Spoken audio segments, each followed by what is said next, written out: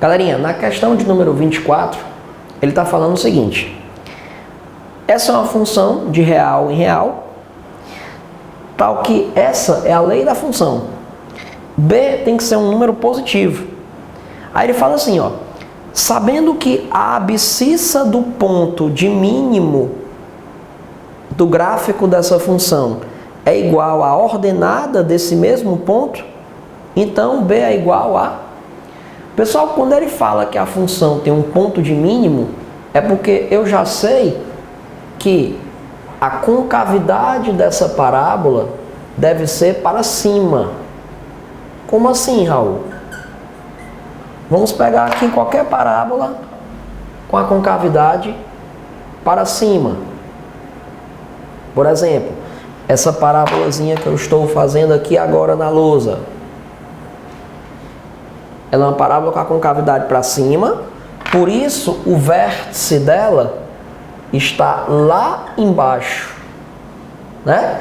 Então esse vértice aqui, eu digo que ele é o ponto de extremidade mínima, o ponto de mínimo da nossa função.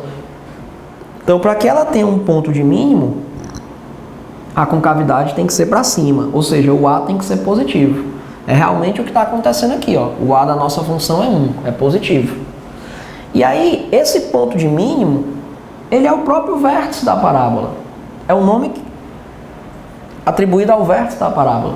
Se a parábola tivesse um A negativo, aí a concavidade estaria para baixo. E aí a função não teria um ponto de mínimo, ela teria um ponto de máximo. Onde esse ponto de máximo continuaria sendo o vértice da parábola. Então, o ponto de mínimo e o ponto de máximo, ambos representam o vértice da parábola. Só que o ponto de mínimo é o vértice da parábola com A positivo. E o ponto de máximo é o vértice da parábola com A negativo. Beleza? Então, o que ele está falando aí nada mais é que a abscissa do ponto de mínimo, ou seja, o x do vértice dessa função, é igual à ordenada do ponto de mínimo, ou seja, é igual ao y do vértice dessa função.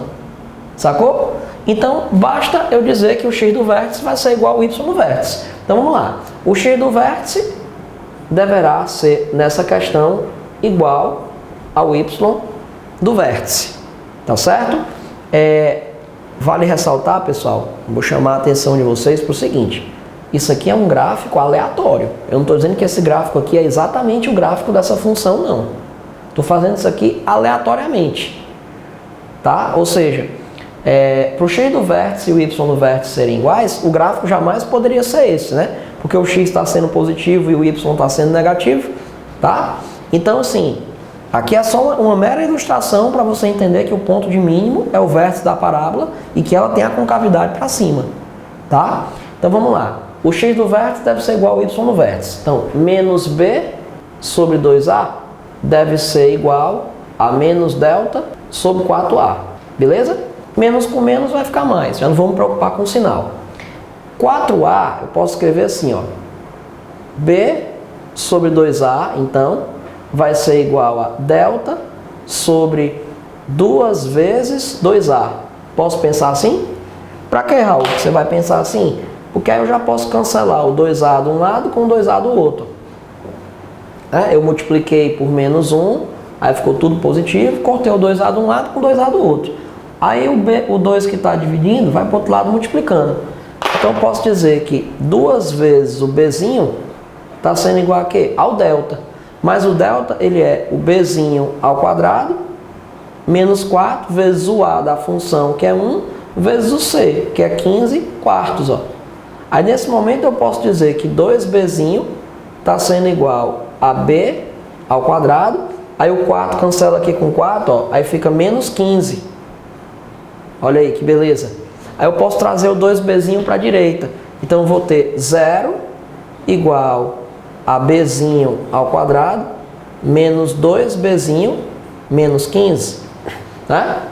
Então com isso eu posso dizer que o delta vai ser igual a quem? O delta dessa função aqui, dessa equação aqui, vai ser b ao quadrado menos 4 vezes o a dessa equação vezes o c, que é menos 15.